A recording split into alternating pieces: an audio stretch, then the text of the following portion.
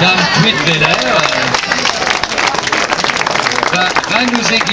va nous égayer le quinquennat. Voilà. Je dois dire que je déguste allègrement les positions de Dame Tweedweller. Et maintenant, je ne l'appelle plus autrement, Dame Tweedweller. Comme ça, là, ça va, personne ne pourra me le reprocher. Ah, mais c'est vrai que ça va être difficile. Alors, le bémol dans tout ça, et vous avez remarqué, on vous donne un 4 pages. J'ai été agressé en permanence par Nice Matin pendant toute la campagne. Ça a commencé dans le titre de la première page, vous savez, sur Rottweiler, justement. Lucas dérape, Sarkozy condamne. Ça méritait sans doute un encart, puisque c'est une info nationale, mais ça ne méritait pas une première page comme si j'avais été marcher sur la Lune, je pense pas. Je n'ai pas marché sur la Lune. Et donc, ça a commencé là. Je pense que le journal est instrumentalisé par certaines personnes aussi, qui veulent, à travers moi aussi, flinguer ce que je représente, qui s'appelle la droite populaire. Moi, j'ai été élu, je l'ai dit, UMP, droite populaire, c'était écrit sur le bulletin de vote. Je dois être le seul en France à avoir osé le faire d'ailleurs, parce que même mes collègues de la droite populaire, je ne suis pas sûr qu'ils l'aient mis en référence.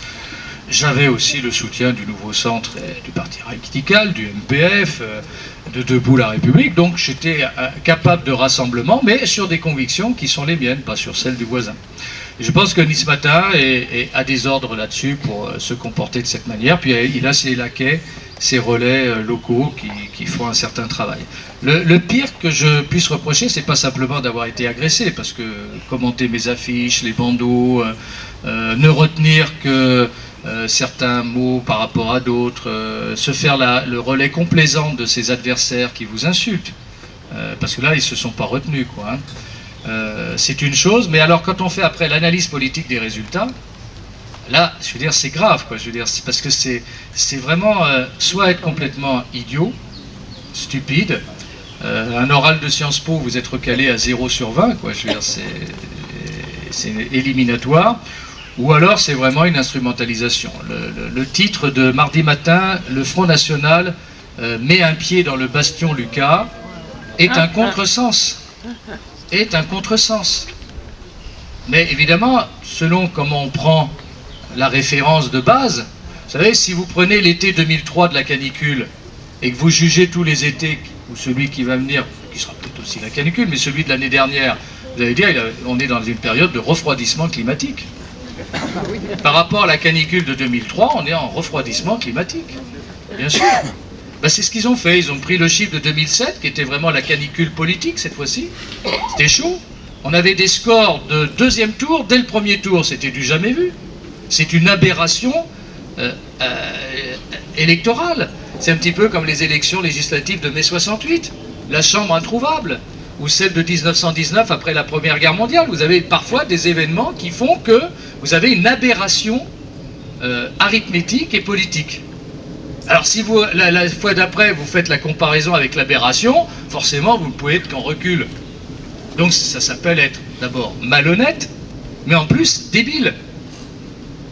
Quand on veut prétendre à l'analyse. Donc moi je vous ai fait une analyse, non pas pour Sciences Po, mais tout simplement pour les lecteurs. Ça m'a comme ça remis un peu dans le bain. Je vous ai repris tous les chiffres depuis 88.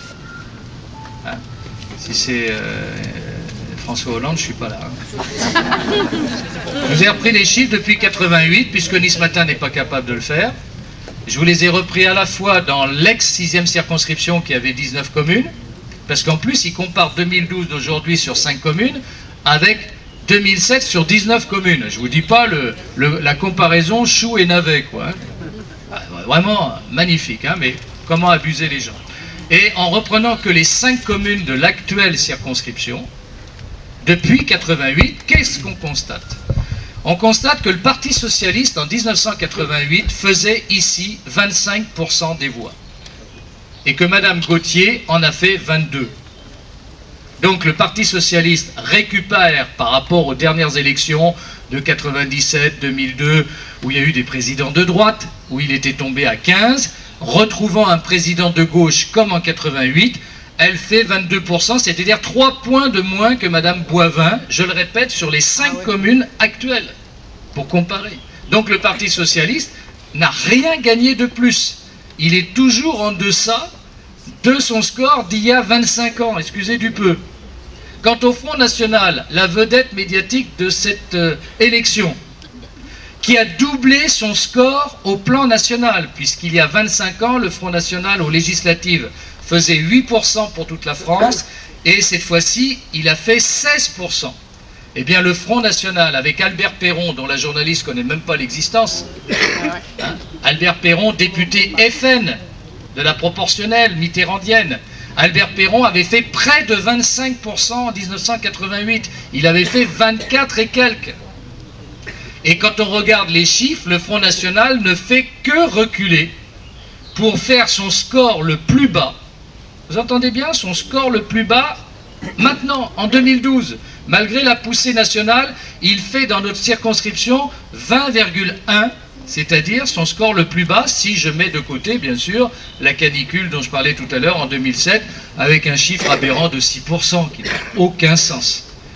De mémoire, 20,3 en 2002, 21, et quelques en 97, où j'affronte au deuxième tour un candidat du Front National, excusez du peu.